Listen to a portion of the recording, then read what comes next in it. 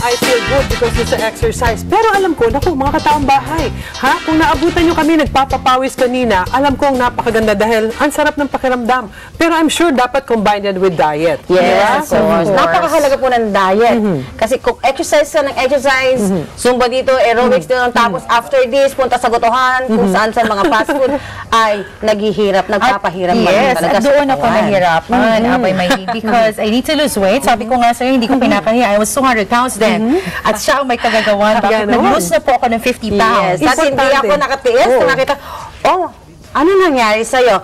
I think we have to start our program. Simple lang, pero alam ko makakayanan mo siya. Huwag kang matakot. Makakayanan, lalo na itong ating mga kataong bahay, meron silang determination to do so. Yes, tama po yan. Exercise plus diet, perfect combination yan. Mindsetting lang Mindsetting talagang importante do. Dahil kung kahit anong gusto ng katawan mo, pag hindi sumunod ang isip mo, baliwala. And it should be gradual. Kasi mali yung thinking natin na kung ikaw ay kumakain ng 3 cups of rice per day, per meal, abay dapat tanggalin mo agad, manghihina ka. It should be gradual. 2.5 muna. In fact, nakita nung ating mga kataong bahay how you were before. Yes, nakita mo naman. Ayan na, muntihin ako hindi magkasya dyan sa inyong camera. Diba? Sabi nga, perfect combination lang ng diet, exercise, at yung determination. Dahil babae tayo. Dahil babae, naku, it reminds me of my boy. Dahil babae po ako. Period. At wala na yun. Kasi ang period po ay may 2 meanings dahil sa totoo lang mga kataong bahay, babae lang ang nagkakaroon ng period. And 7 days before, 10 days after, nagbabagong anyong mga babae.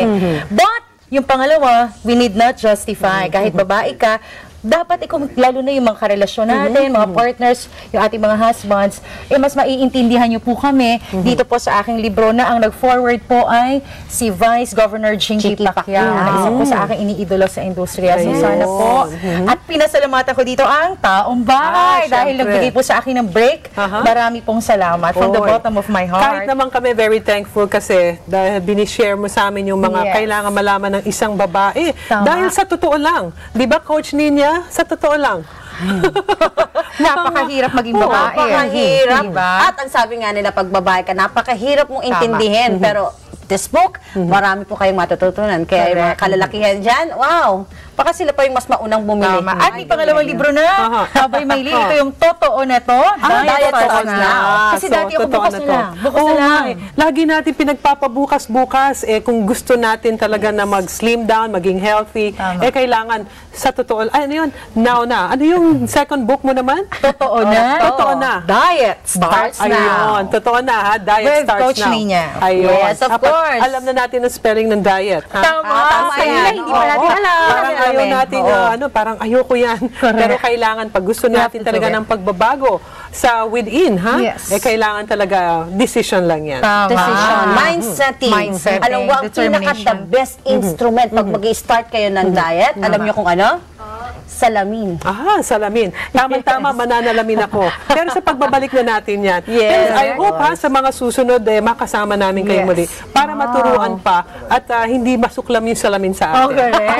Okay. Uy, naku mga kataong bahay, I hope meron po kayong natutunan dito sa pag-uusapan at yung pagpapakita ng ehersisyo. Dahil in fact, ito sana pwede pa natin palang baka pwede pang sagutin mo yung may mga questions kasi kung paano yung tamang pagda-diet talaga. Okay? Actually, to be honest, again, mga kataong bahay, ako po'y gumamit ng napakaraming diet pills. But believe me, yo-yo effect yan. Papayat ka, pag tinigil mo, tataba ka ulit. Katulad po na ginawa ni Coach. So we discourage that? Yes, we discourage diet pills. Actually, kapag inisip mo, no rice at all, huwag niyo pong linangin ang sarili niyo. Dahil pag no rice at all kayo, maaaring mahilo kayo o mag-collapse. Paano po ang tamang pagtatanggal ng rice? Kasi tayo Pilipino, rice eaters tayo. Staple natin talaga yan. At, ang sabi nga nila, hindi na ako nag-rice. Ano kinakain mo? Tinapay na lang. Palaman, it's even worse. Carbo pa din yan. Pero alam niyo po, pag kumakain kayo ng 2 rice sa isang meal, ngayong gabi, kinabukasan uli, 1.5, hanggang paliit na ng paliit.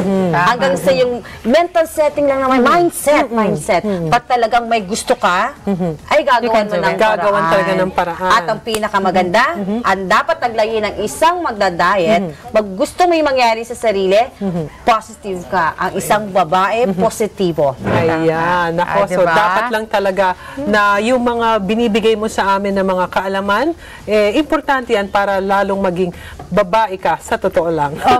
Dalawang libro pinagsama na. Siyempre. Naku, sayang hindi narinig ni Abay Juliet ni Abay Claire.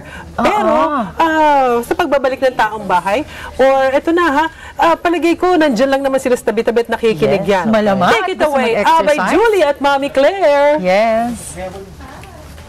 Okay, ayan.